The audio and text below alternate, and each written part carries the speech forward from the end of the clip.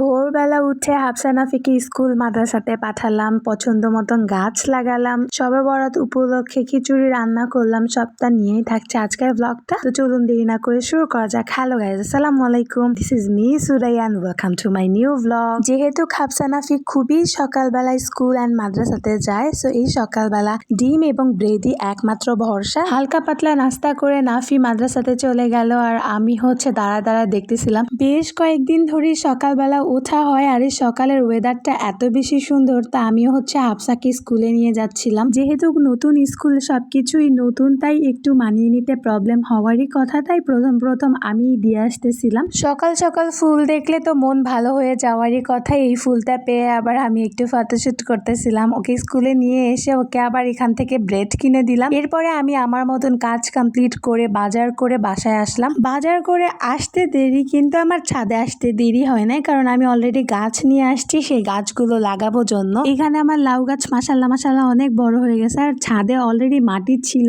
ওই যে আমি ধইন্যা পাতা গাছ লাগাইছিলাম, ধইন্যা পাতা তো কবেই খেয়ে সাবার করে ফেলছি, কিন্তু মাটিগুলো তো রয়েই গেছে। সেই মাটির মধ্যেই নতুন করে টাবে মাটিগুলো দিয়ে কাঁচামরিচ গাছ, ধইন্যা পাতা গাছগুলো লাগায় ফেললাম। হায় গাছ লাগায় আমার হাত পুরা কামলাদের মতন হয়ে গেছে। এরপর নিচে এসে আবার যে বাজারগুলো নিয়ে আসছিলাম, তার মধ্যে মুরগি ছিল, সেগুলো এখন কাটছাট করে সুন্দরভাবে রেখে দিব। এইদিকে আম্মু আমি দুজনই রোজা ছিলাম, তাই ভাবলাম আজকে একটু মুরগির মাংস দিয়ে ভুনা খিচুড়ি করব, তাই মুগ ডাল বা অন্যান্য জিনিসপত্র বাজার থেকে আগেই নিয়ে আসছিলাম। পুরো প্রসেসটা আমি নিজেই করব, ভাবতেছিলাম যে আজকে নিজের হাতে খিচুড়ি করে আম্মুকে খাওয়াবো। তো মুগ ডালটা আগেই ভেজে নিছি, আর বাকি ডাল বা সবকিছু কোয়ান্টিটি অনুযায়ী আম্মু দিয়ে দিতেছিল। আর এইদিকে মুরগির মাংসটাকে ছোট ছোট পিস করে কেটে নিছি, এখন জাস্ট ক্লিন করে নিব। যদিও এখন দুপুরবেলা রান্নাটা করব বিকেলে, বাট সবকিছু আগে থেকে গোছায় রাখতেছিলাম। যেহেতু রোজা, বিকেলের দিকে মন মেজাজ খুব বেশি খিটখিটে হয়ে যায়, কারণ আমার প্রচন্ড পরিমাণে ক্ষুধা লেগে যায়। দ্যাট ইজ ওয়াই সবকিছু আগের থেকে গোছায় রাখতেছিলাম, জানি তখন কষ্টটা কম হয়। সব প্রসেস শেষ করে বিছানার সাথে মোটামুটি 1-1.5 ঘন্টা জোকের মতন লেগেছিলাম। এরপরে সন্ধ্যার আগার দিকে উঠে রান্নাটা বসাই দিছি, যেহেতু ইফতারিতে গরম গরম সার্ভ করবো আর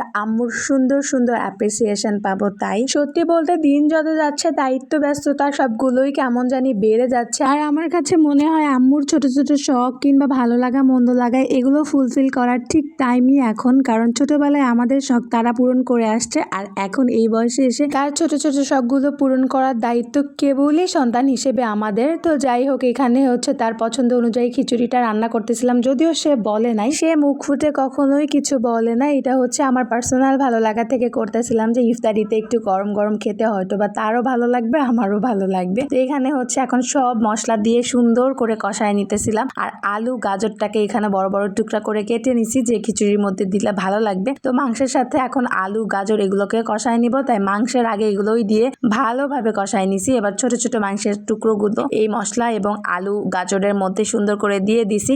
এবার বেশ খানিকটা সময় নিয়ে কষাবো, কোনো রকম পানি ইউজ করব না, একটু ঢাকা দিয়ে দিব, তাহলেই মাংসটা থেকে পানি ছেড়ে দিবে। দেখেন কি পরিমাণে পানি ছাড়ছে, আর কালারটা দেখেন জাস্ট ওয়াও। এখনই এত ফ্লেভার আসতেছিল যে হুদাই খেয়ে ফেলি। এবার কষানো মাংসটা ভালোভাবে সিদ্ধ হয়ে গেলে ধুয়ে রাখা চাল ডালটা এই মিশ্রণের মধ্যে দিয়ে দিব, আর ভালোভাবে এটাও কষাই নিব। এত মজা হবে না খিচুড়িটা, আমি বুঝতেও পারি নাই। আমার নিজেকে এখন শেফ ফিল হইতেছে, এত ভালোভাবে আমি খিচুড়িটা পারফেক্টলি রান্না করতে পারছি যে কি বলবো। এবার সুন্দরভাবে ঘুটাঘুটি করে দিব খিচুড়িটা, আর মিক্স হয়ে গেলে না পরিমাণ মতন গরম পানি দিয়ে দিব। আমি এখানে মোটামুটি 11 পটের মতন গরম পানি দিছিলাম, আর একদম পারফেক্টলি কুকড হয়েছে। খিচুড়িটা ফুটে আসার পরে 4-5 মিনিট ধরে রান্না করে না 10 মিনিট আবার আমি চুলাটা অফ করে রাখছিলাম। এরপরে আবার একটু দমে দিছিলাম। দেখেন কি সুন্দর হয়েছে। এখন জাস্ট মিক্স সুন্দর করে নাড়াচাড়া করে রেখে দিব, আর উপর থেকে হালকা একটু ধনিয়া পাতা ছড়াই দিছিলাম ফ্লেভারের জন্য। আর ইফতারির টাইমে গরম গরম সার্ভ করছি, এত বেশি মজা হয়েছিল যে কি বলবো। এটা আমার কথা না, কিন্তু এটা আম্মুর কথা। গরম গরম খিচুড়ির সাথে মাখা সালাদ খেতে খেতে বিদায় নিচ্ছে আজকের ভিডিওটা এই পর্যন্তই। আশা করি সবাই অনেক বেশি ভালো থাকবেন। ফিরবো ইনশাল্লাহ নেক্সট কোনো ভিডিওতে। আল্লাহ হাফেজ।